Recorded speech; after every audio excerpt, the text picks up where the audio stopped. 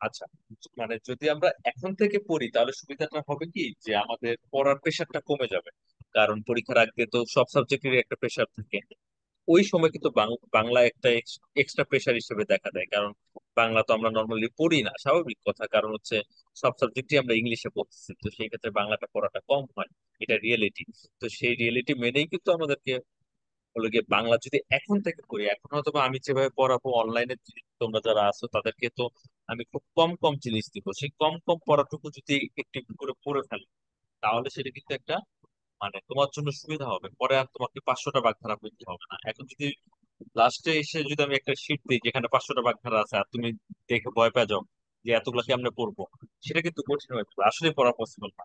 কিন্তু যদি সারা বছর ধরে পড়তে থাকি তখন অটোমেটিক দেখবো যে যত বড়ই বাগধারা শীট দেওয়া হোক, সেটা ম্যাক্সিমামই আমাদের পারা, ম্যাক্সিমাম আমাদের পড়া হয়ে গেছে। তো এই কারণে সেভাবে আমরা পড়বো। আমি এখন যেটা শুরু করব, সন্ধি থেকে আমরা শুরু করব। সন্ধি এবং চিঠি এক এক একটা ক্লাসে দুইটা টপিক নিয়ে আমি ডিসকাশন করব। আজকের ক্লাসটায় তেমন কিছু ডিসকাশন করা হবে না।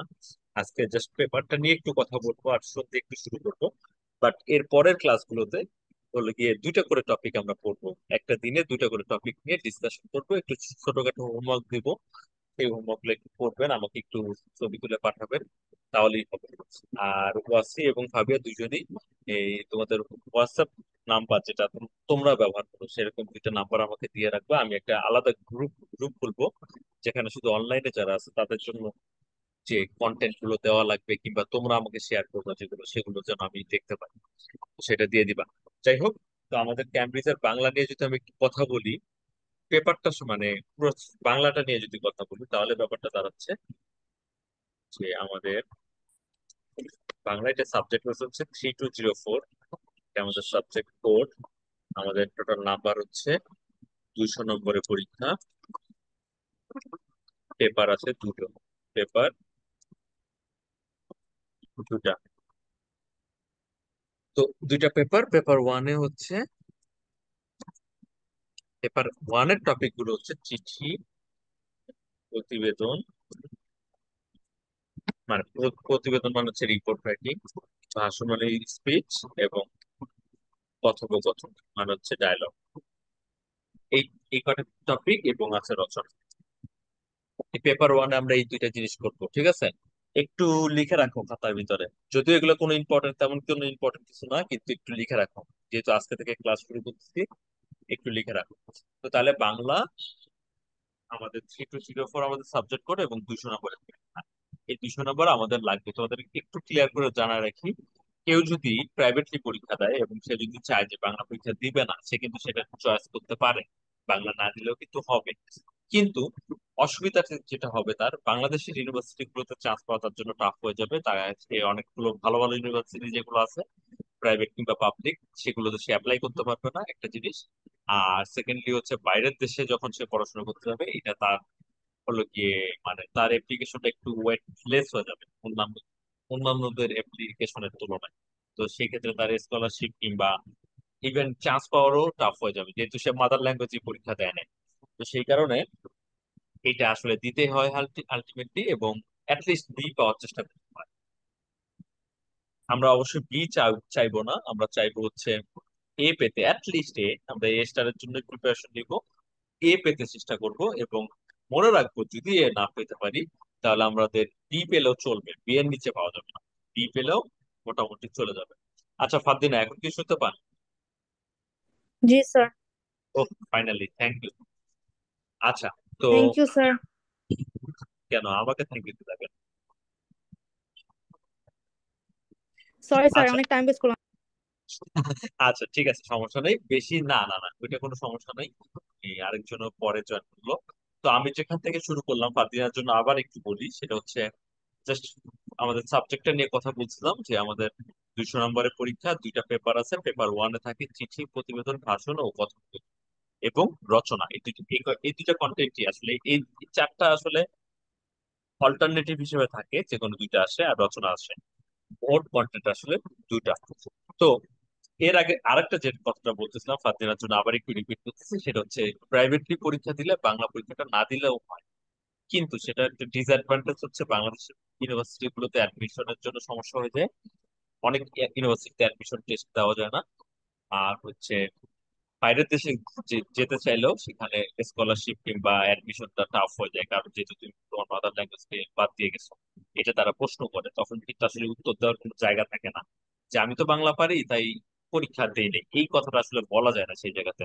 তো এই কারণে আমাদের বাংলাটা দেওয়া উচিত, এবং যেহেতু ও লেভেল পর্যন্ত এরপর আর নাই, তো ও লেভেলে বাংলাটা দেওয়া উচিত। এবং চেষ্টা করা উচিত এ পাওয়ার। এ পাইলেই ওকে, এসটা তো অবশ্যই আমাদের টার্গেট থাকবে। আর এটা মনে রাখতে হবে, যদি পরীক্ষা খারাপ হয়ে যায়, যদি বি পাই তাহলে চলবে, বি পেলেও রেজাল্টটা খারাপ না, বাট এর নিচে যাওয়া যাবে না। তো যাই হোক, এই চিঠি, প্রতিবেদন, ভাষণ, কথোপকথন, এটার জন্য 30 নম্বর থাকবে তোমার। আমি সবগুলো জিনিসই করে দিব, ডিটেলে বুঝিয়ে দিব। আজকে জাস্ট একটা ফ্রেমওয়ার্কটা দেখাচ্ছি। আর রচনার জন্য হচ্ছে 60 নম্বর থাকবে। এবং পেপার ওয়ান তুমি পরীক্ষাটা দিবা হচ্ছে 2 ঘন্টা, 2 ঘন্টা। আর পেপার টু যদি আমি ধরি, পেপার টু এর হচ্ছে হলো গিয়ে 1.5 ঘন্টা, 1 ঘন্টা 30 মিনিট, টাইম একটু কম কিন্তু টপিক অনেক বেশি। তবুও পেরেছে এবারে যারা পরীক্ষা দিল, গত ওই যে মঙ্গলবার দিন পরীক্ষা দিল, তারাও পেরেছে। তো এই পেপারটাতে যা যা আছে: সন্ধি, বাগধারা, বহুবচন, জোড়া শব্দ, বাক্য রূপান্তর। ওয়াসি, বাক্য রূপান্তর ব্যাপারটা মনে আছে বলেছিলাম? ভুলে গেছি। মানে কোনো আইডিয়া নাই বাক্য রূপান্তর শব্দটার মানে? আইডিয়া আছে একটু একটু।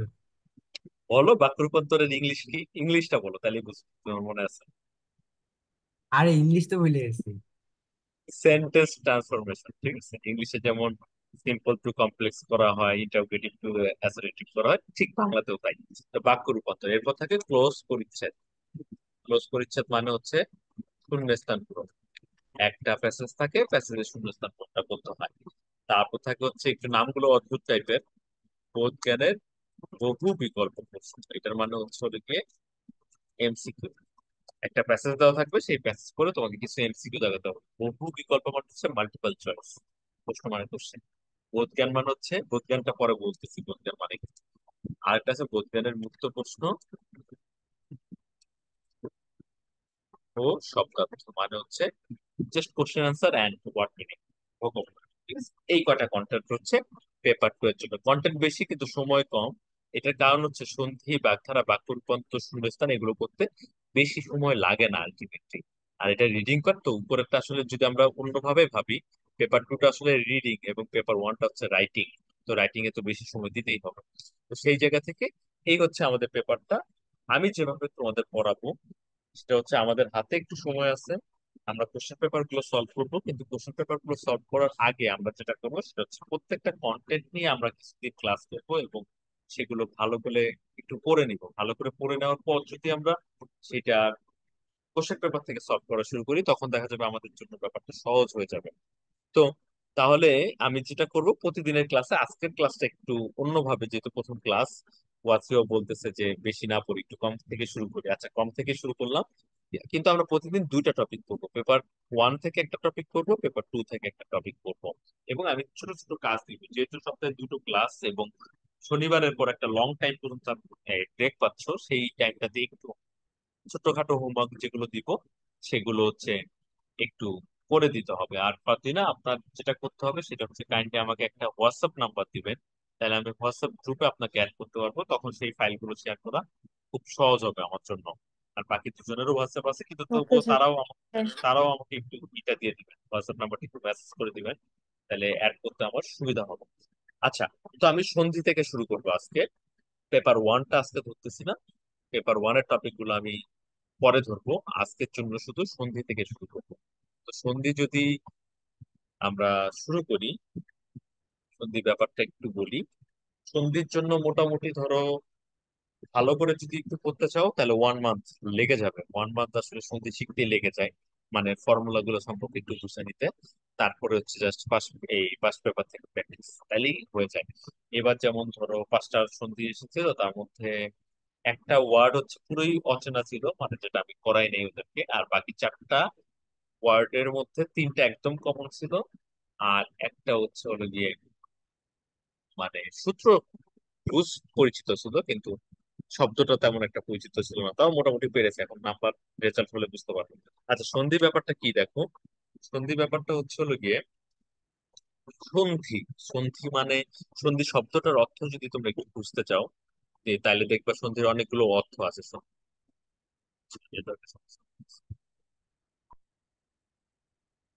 শুনতে পাচ্ছ? এখন মাঝখানে মনে হচ্ছে ল্যাগ করতেছে। হ্যালো ওয়াসি। জি স্যার, শুনতে পারি। আচ্ছা, মাঝখানে একটু ল্যাগ করতেছিল না? হুম। আচ্ছা, ঠিক আছে। তো সন্ধি শব্দটার অর্থ যদি বুঝতে যাও, সন্ধি মানে হচ্ছে চুক্তি করা, মানে একজনের সাথে একজনের ডিল ডিল করা, ডিল করাটা একটু সন্ধি বলে। আরেকটা সন্ধির আরেকটা অর্থ আছে হচ্ছে মিল হওয়া, মানে একজনের সাথে একজনের আন্ডারস্ট্যান্ডিং হয়। ডিল করলে তো আসলে আন্ডারস্ট্যান্ডিং হয়, মিল হয়ে যায়। তো এই সন্ধি শব্দটা হচ্ছে মিল হওয়া। আর গ্রামারের ভাষাতেও এটাকে মিল হওয়াকেই বলে। তো নর্মালি হচ্ছে গ্রামারের জায়গা থেকে আমরা একদম বেসিক জায়গা দিয়ে যদি শুরু করি, একটা ভাষায় আমি কথা বলি, যে কোনো, সেটা Bangla, English, Arabic, French, German, যে কোনো ভাষায় আমি কথা বলবো, প্রথমে আমাকে যেটা করতে হবে সেটা হচ্ছে আওয়াজ করতে হবে, মুখ থেকে কিছু আওয়াজ বের করতে হবে। এই যে মুখ থেকে যে আওয়াজগুলো আমরা বের করি সেগুলোকে বলা হয় হচ্ছে ধ্বনি। ঠিক আছে? কিন্তু মুখ থেকে আমরা অনেক আওয়াজ তৈরি করতে পারি, আমরা অনেক রকমের আওয়াজ তৈরি করতে পারি, কিন্তু সব রকমের আওয়াজকে আমরা ধ্বনি বলবো না। আমাদের একটা কন্ডিশন আছে, সেই কন্ডিশনটা হচ্ছে সেটাকে অর্থপূর্ণ হতে হবে, মানে মিনিংফুল হতে হবে। মানে আমি স্বরে অ বলতেছি, স্বরে অ, স্বরে আ, ক, খ, এ, বি, সি, ডি, এই যে বলতেছি, এগুলোকে আমরা ধ্বনি হিসেবে বিবেচনা করতে পারি। কিন্তু এছাড়া মুখ থেকে আমরা আরো অনেক রকম আওয়াজ করতে পারবো, যেটা মিনিং হবে না। তো মিনিং না হলে সেটাকে ধ্বনি বলা হয় না। তো এই ধ্বনি প্লাস ধ্বনি যখন আমরা আনি, একটা ধ্বনির সাথে যখন একটা ধ্বনি আমি যোগ করি, যেমন আমি যদি দেখি ম প্লাস আ, ম এবং আ যদি বলি তখন সেটা মা হয়ে যায়। মা মানে মা, তো বুঝতে পারলাম মা। তাহলে ম এবং আ যোগ করে কিন্তু মা। তো এই ধ্বনি আর ধ্বনি যোগ করে আমরা শব্দ তৈরি করি। ঠিক আছে? ওয়ার্ড তৈরি করতেছি, এই শব্দ মানে হচ্ছে ওয়ার্ড, ওয়ার্ড তৈরি করতেছি। এখন এর পরের ধাপটা হচ্ছে শব্দ প্লাস শব্দ। কয়েকটা শব্দ যদি আমি যোগ করি একসাথে, তখন আমরা একটা সেন্টেন্স পাচ্ছি। যেমন যদি বলি মা ভাত খাবো, মাকে বললাম মা ভাত খাবো, তাহলে মা ভাত খাবো, তিনটা শব্দ যোগ করলাম, হয়ে গেল একটা বাক্য। একটা বাক্য তৈরি হচ্ছে কয়েকটা শব্দ যোগ করে, মা ভাত খাবো। এখন আমরা যখন ভাষায় কথা বলি, তখন এই যে শব্দ আর শব্দ যে আছে, এই কথাগুলো বলার সময় অনেক সময় দুইটা শব্দ যোগ হয়ে যায়, একসাথে মিল হয়ে যায়, তখন সেটাকে সন্ধি বলা হয় আসলে। যেমন ধরো আমি বললাম আমি আলোয় যাব, আমি বিদ্যা আলোয় যাব। প্রথমে একদম শুরুতে যখন শব্দগুলো তৈরি হয়েছে, তখন বিদ্যা একটা শব্দ ছিল আলাদা, বিদ্যা মানে হচ্ছে নলেজ, জ্ঞান, আলোয় মানে হচ্ছে ঘর, নলেজ কিংবা জ্ঞানের ঘরে যাব, আমি জ্ঞানের ঘরে যাব। তো তাহলে আমি বিদ্যা আলোয় যাব, প্রথমে বিদ্যা আলোয় দুটা শব্দ ডিফারেন্স, আলাদা ছিল। তো এই যে বিদ্যা আলোয় শব্দ যাব, এই কথাটা যখন মানুষ মুখে মুখে বলতেছে, মুখে বলতে বলতে বলতে হয়ে গেল আমি একটা একার মধ্যে, আমি বিদ্যালয়ে যাব। ঠিক আছে? তো আমি বিদ্যালয়ে যাব, এই বিদ্যালয় শব্দটা দুইটা শব্দ যোগ হয়ে একটা শব্দ হয়ে গেল। এই দুইটা শব্দ যোগ হয়ে এক এক হয়ে যাওয়ার ব্যাপারটাকেই আসলে সন্ধি বলে। কিন্তু তোমাকে যদি কেউ জিজ্ঞেস করে সন্ধি কাকে বলে, তুমি যদি বলো পাশাপাশি দুইটি শব্দ মিলে একটি শব্দ হয়ে যাওয়াকে সন্ধি বলে, তখন সেটা আবার ভুল হয়ে যাবে। কারণ আসলে এই বিদ্যালয় যে শব্দ দুইটাকে যোগ হলো, একটু খেয়াল করো, বিদ্যা যোগ আলয়, এই যে দুইটা শব্দকে আমি যোগ করলাম, দুইটা শব্দকে যোগ করলেও আসলে দুইটা শব্দ যোগ হয় না। আমরা যদি ট্রেনের দিকে তাকাই, একটা ট্রেনের কামরার সাথে আরেকটা ট্রেনের কামরা, একটা একটা অ্যাপার্টমেন্টের সাথে আরেকটা অ্যাপার্টমেন্টকে যখন আমরা কানেক্ট করি, পুরো অ্যাপার্টমেন্ট কিন্তু কানেক্ট হয় না, ওই দুইটা অ্যাপার্টমেন্টের মাঝখানে একটা লিঙ্কার থাকে, একটা লিঙ্ক থাকে, ওইটাকে আমরা আসলে জোড়া লাগি। তাহলে এই ঠিক বিদ্যালয়ে বিদ্যা শব্দের শেষে একটা কিছু আছে, আর আলোয় শব্দের শুরুতে কোনো কিছু একটা আছে, ওই দুইটার মধ্যে কানেকশন। তো বিদ্যা শব্দের শেষে একটা ধ্বনি আছে, আমরা জানি ধ্বনি আর ধ্বনি যোগ করে শব্দ হয়েছে। তার মানে এই বিদ্যা শব্দটা যদি আমরা ভেঙে ফেলি, তাহলে এখানে নিশ্চয়ই লাস্টে কোনো একটা ধ্বনি আছে। আবার আলোয় শব্দটাকে যদি ভেঙে ফেলি, তাহলেও নিশ্চয়ই শুরুতে কোনো একটা ধ্বনি আছে। তার মানে প্রথম শব্দের শুরুতে, শেষে এবং দ্বিতীয় শব্দের শুরুতে যে ধ্বনিগুলো আছে, সেই ধ্বনিগুলো মিলে যে পরিবর্তনটা হয় সেটাকে হচ্ছে সন্ধি বলে। আমি একটু কমপ্লিকেটেড করে বুঝালাম না কি বুঝলাম না, কিন্তু আসলে ব্যাপারটা হচ্ছে ঠিক এইখানে একটা কোনো ঘটনা ঘটছে যে বিদ্যালয়ে জফলার পরে যে একটা আকার আছে, আর এইখানে যে জফলার পরে একটা আকার আছে এবং এখানে যে একটা আকার আছে, এখানে কোন একটা পরিবর্তন হচ্ছে, একটা চেঞ্জ আসছে, সেই চেঞ্জটাই হচ্ছে আসলে সন্ধি। ওই পরিবর্তনটাই আসলে সন্ধি। তাহলে আমরা যদি বিদ্যা বলি, দেখো একটু খেয়াল করে মুখে উচ্চারণ করে দেখতে হবে বিদ্যা। তাহলে বিদ্যা বললে শেষে আ পাচ্ছি, আলোয় বললে শুরুতে আ পাচ্ছি, এই দুইটা আ মিলে একটা আ হয়ে গেল। তার মানে আমাদের কোন শব্দ যদি আমরা পাই, যে শব্দ, দুইটা শব্দ, একটা শব্দের শেষে আ, দ্বিতীয় শব্দের শুরুতে আ, দুইটা আ আছে, সেই দুইটা আ মিলে একটা আ হয়ে যাবে, যেমন এখানে বিদ্যালয় বলল। খুবই সাইন্টিফিক, কিন্তু পুরোপুরি সবসময় সাইন্টিফিক থাকবে না। কারণ হচ্ছে এটা ল্যাঙ্গুয়েজ, ল্যাঙ্গুয়েজটা যতই সায়েন্স দিয়ে আমরা ব্যাখ্যা করি, পুরোপুরি সায়েন্স না, এটা হিউম্যান সাইকোলজির সাথে জড়িত। হিউম্যান সাইকোলজি জায়গাতে হিউম্যান সাইকোলজি কি করে এটা আসলে সায়েন্স বলেও মানে ডিফাইন করতে পারে না। এই জন্য ল্যাঙ্গুয়েজে অনেক রকম শব্দ আছে, সব শব্দ একই রুলস এর ভিতরে পড়বে না, এবং অনেক শব্দ আমরা পাবো সন্ধিতে যেগুলো কোনো রুলস নাই, জাস্ট মেমোরাইজ করি। তবুও আমরা প্রথমত প্রাইমারিলি আমরা রুলস অনুযায়ী শিখবো। যেমন এই যে একটা রুলস দেখালাম, এইটা হচ্ছে প্রথম রুলস, একদম সন্ধির একদম ফার্স্ট নাম্বার ওয়ান রুলস। ঠিক আছে, এই রুলসটা দিয়ে আমি শুরু করব। তো আমি কি কিছু বুঝাতে পারলাম? ফাবিয়া, কিছু বুঝতে পারলেন? আমি তো শুধু বলেই যাচ্ছি। Fabia, Yes, sir. বুঝতে পেরেছেন সন্ধি ব্যাপারটা কি? বুঝতে পেরেছেন? Yes, sir. আচ্ছা, তো তাহলে আমাদের এই রুলস গুলো দেখতে হবে। এখন রুলস যদি আমরা কাউন্ট করি, প্রায় ধরো 38, 39, 39, 37, 38, 9, এরকম 37, 38, 9 রুলস আছে। এতগুলো রুলস মেমোরাইজ করা পসিবল। এবং তুমি যদি বলো যে না স্যার কি বলেন, আমরা 500 সূত্র মুখস্থ করে ফেললাম ফিজিক্সের, আর আপনি এটা বলতেছেন, সেটা হতে পারে, কিন্তু এটা তুমি করবা না। আমি নিজে থেকেই বলতেছি যে এই রুলস তুমি মেমোরাইজ করবা না। দরকার নেই। রুলস মেমোরাইজ না করেও তুমি সবগুলো সত্যি করতে পারবা, জাস্ট প্র্যাকটিসের উপর বেস করে। আর এই রুলস গুলো মনে রাখার পরেও অনেক সময় রুলস এর বাইরে অনেক শব্দ এসে পড়ে, তখন কি হবে? তো এই কারণে আমরা অন্তত বাংলাতে এমন কোনো পেইন নিব না যে পেইনটা আমাদেরকে আমার হার্ড ওয়ার্ক করা লাগবে। আমরা হার্ড ওয়ার্ক করবো না, বাট টেকনিক্যালি আমরা 50%টা নিয়ে নিবো, যেন আমরা পেরে যাই। তো এই যে সরে আ দিয়ে আ বানালাম, এটা প্রথম সূত্র।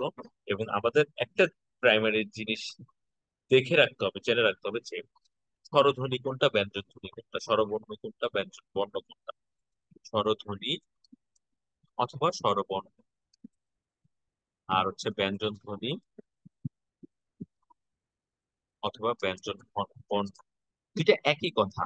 বর্ণ মানে হচ্ছে লেটার, আর ধ্বনি মানে হচ্ছে ফোনেটিক্স। ঠিক আছে, মুখে যেটা আমরা উচ্চারণ করি, মুখে উচ্চারণ করলে তাকে ধ্বনি বলে, আর হচ্ছে লিখলে তাকে বর্ণ বলে। একই জিনিস। আমি যখন মুখে বলতেছি ক, ক, ক, ক, মুখে বলতেছি তখন সেটা ধ্বনি। যখন আমি সেটা লিখতেছি কোনো জায়গায়, খাতাতে কিংবা কোনো জায়গায়, তখন সেটা হয়ে যাচ্ছে বর্ণ। ক লিখলে সেটা ক বর্ণ হয়ে যাচ্ছে, আর মুখে বললে সেটা ক ধ্বনি হচ্ছে। তবে এখানেও কিছু ব্যাপার আছে, কিছু ধ্বনি বর্ণের মধ্যে ডিফারেন্স আছে। অত ডিটেল আমরা সময় পেলে পড়বো না, সময় পেলে পড়বো। তো তাহলে স্বরধ্বনি, ব্যঞ্জন ধ্বনি কিংবা স্বরবর্ণ, ব্যঞ্জন বর্ণ, এই জিনিসটাকে যদি একটু বুঝাই তোমাদেরকে, এটা খুব সহজ জিনিস, তোমরা পারো, ইংলিশে পারো। স্বরবর্ণ, স্বরধ্বনি মানে হচ্ছে ভাওয়েল, আর ব্যঞ্জন ধ্বনি, ব্যঞ্জন বর্ণ হচ্ছে কনসোনেন্ট। বানান এনে কনসোনেন্ট। ঠিক আছে, তো ভাওয়েল এন্ড কনসোনেন্ট, ঠিক ইংলিশে যেমন ভাওয়েল এন্ড কনসোনেন্ট থাকে, একটু খেয়াল করে দেখবা ইংলিশে 26টা লেটার আছে, 26টা লেটারের ভিতরে 5টা হচ্ছে ভাওয়েল। বাংলাতে টোটাল 50টা আছে। আমরা যদি স্বরে থেকে চন্দ্রবিন্দু লিখি, তাহলে এখানে 50টা আছে। সেই 50টার ভিতরে 11টা হচ্ছে হলে কি স্বরধ্বনি কিংবা স্বরবর্ণ। ইংলিশে 5টা, বাংলাতে 11টা। ওই 11টার ভিতরে আবার একটু যদি ডিটেল পড়ি, তাহলে আমরা বুঝবো আসলে ইংলিশ বাংলার মধ্যে অনেক সিমিলারিটি আছে, অনেক মিল আছে। তো এই ভাওয়েল কনসোনেন্টটা আমাদেরকে একটু বুঝতে হবে সন্ধি বোঝার জন্য, কারণ আমাদের সন্ধি 3 রকমের আছে। সন্ধি 3টা টাইপের আছে। সন্ধি 3 প্রকার। একটা হচ্ছে স্বরসন্ধি, একটা হচ্ছে ব্যঞ্জন সন্ধি এবং একটা হচ্ছে বিসর্গ সন্ধি। তো তাহলে এই সন্ধি স্বরসন্ধি বোঝার জন্য আমাকে স্বরধ্বনি গুলো চিনতে হবে। স্বরে অস্বরে আর রস্বই দীর্ঘ রস্বই দীর্ঘ এগুলোকে স্বরধ্বনি কিংবা স্বরবর্ণ বলে। আমরা যদি এটা ভুলে যাই, তুমি যদি ভুলে যাও লজ্জা পাবো না, লজ্জা পাওয়ার কিছু নাই, মানুষ ভুলে যেতেই পারে। অনেক বড় মানুষরাও ভুলে যায়, এটা কোনো ব্যাপার না। আমাকে লিখতে দিলে আমিও হয়তো এখন লিখতে যে দু একটা এলোমেলো করে ফেলি, ঠিক আছে।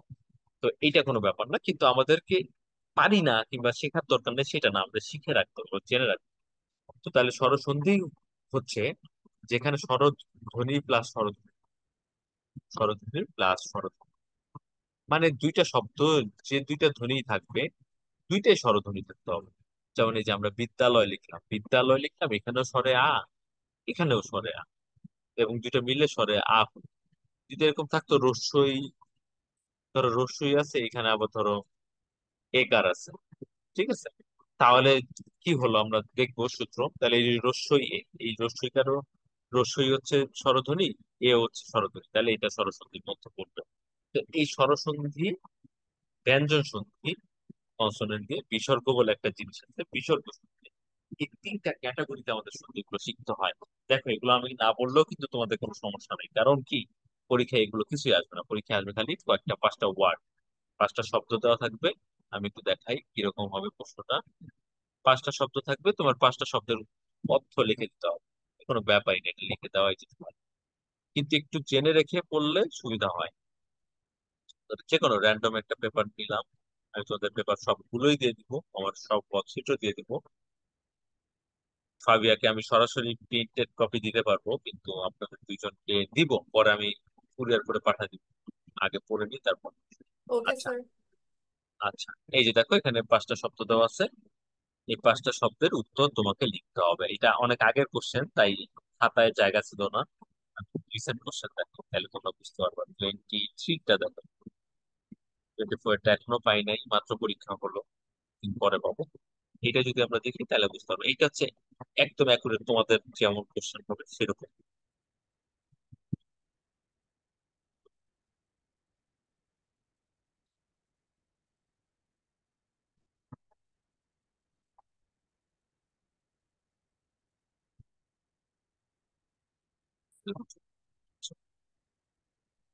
এই যে এরকম থাকবে, ডট ডট দেওয়া থাকবে, এখানেই তোমাকে শব্দটা লিখতে হবে। কন্ডিশন আছে অনেকগুলো, তুমি যদি একটু ভুল করো, একটা ধরো একার দেও নাই কিংবা একটা রস্বীকার দেও নাই, তাহলে কিন্তু শূন্য পেয়ে যাবে, দুই থেকে একদম ডিরেক্ট শূন্য। এক বলে কোনো নাম্বার নাই, এখানে পার্সিয়াল মার্কিং নাই। তো তার মানে অতিচকিত শব্দটার যা হবে শুদ্ধি, সেইটা তোমাকে অ্যাকুরেট লিখতে হবে, স্পষ্ট ভাবে লিখতে হবে, যেন দেখে বোঝা যায় তুমি বানানে ঠিক মতো লিখছো। দিক যুগন্ত দিগন্ত দিগন্ত শব্দটা একদম অ্যাকুরেটলি লিখতে হবে, তাহলে তুমি নাম্বারটা পাবা। এবং 25-এ তোমরা পরীক্ষা দিবা, 25-এ এরকম আসবে, যেরকম দেখতেছি আমরা এরকম আসবে, মানে ভাঙা দুইটা শব্দ দেওয়া থাকবে, তোমাকে একটা শব্দ বানিয়ে লিখতে হবে। এটার একটা ফ্যাসিলিটিস আছে, এটা একটু সহজ তুলনামূলক, ওইটার থেকে সহজ। যেমন 24-এ যারা দিল তাদের থেকে তোমাদের সঙ্গীটা সহজ, কারণ তুমি রুলস এখানে একটু দেখে আইডিয়া করা যেতে পারে।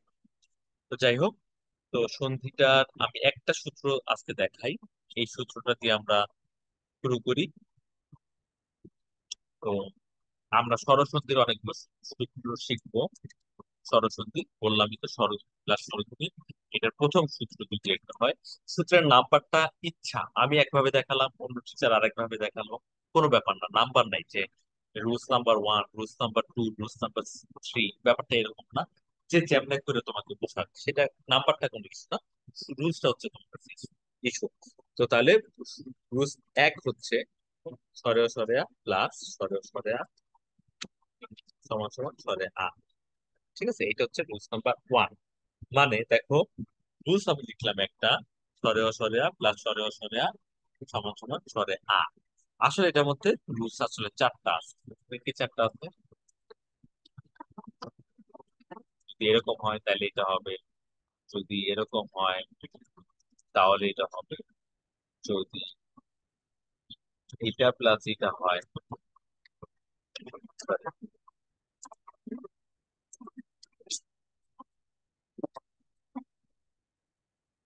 এটা এটা হবে। আবার যদি এইটা হয়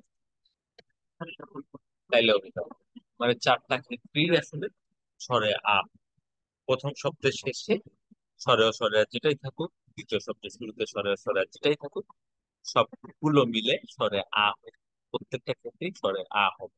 এখন এই যে স্বরে অ, এই যে স্বরে অ, এইটা বোঝাটা কিন্তু আবার একটু কঠিন আছে, কারণ আমি যদি লিখি হিমযোগালয়,